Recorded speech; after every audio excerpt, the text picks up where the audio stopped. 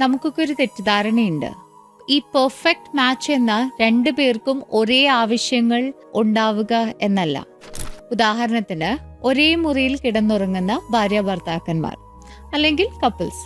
ഒരാൾക്ക് നല്ല തണുപ്പ് വേണം, മറ്റൊരാൾക്ക് തണുപ്പ് ഒട്ടും സഹിക്കാൻ പറ്റില്ല. രാത്രി ഇവർ രണ്ടുപേരും അറിയാതെ എഴുന്നേറ്റ് മാറി മാറി ടെമ്പറേച്ചർ മാറ്റിക്കൊണ്ടേയിരിക്കും. കുറച്ച് ദിവസം കഴിയുമ്പോൾ ഇവർ തമ്മിൽ വഴക്കുകൾ ഈ തണുപ്പിനെ കുറിച്ചൊന്നും ആവില്ല.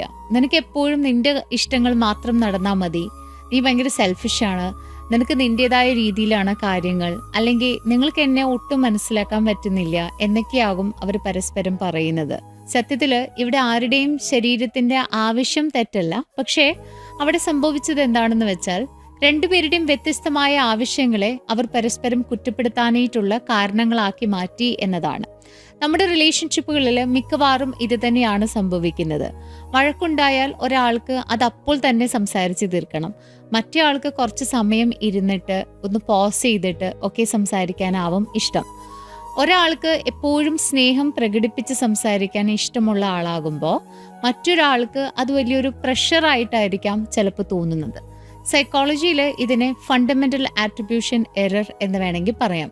അതായത് മറ്റൊരാളുടെ വ്യത്യസ്തമായിട്ടുള്ള ആ ഒരു ആവശ്യത്തെ നമ്മൾ അവരുടെ സ്വഭാവ ദൂഷ്യമായി തെറ്റിദ്ധരിക്കുന്ന ഒരവസ്ഥ.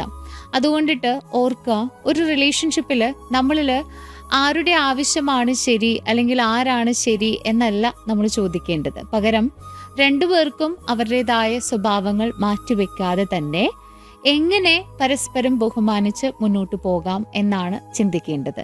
അല്ലാതെ പെർഫെക്റ്റ് മാച്ച് എന്നാൽ രണ്ടുപേർക്കും അവനവൻ്റെതായിട്ടുള്ള ഒരേ മാച്ച് ആവുന്ന ഒരേ ആവശ്യങ്ങൾ ഉണ്ടാവുക എന്നുള്ളതല്ല.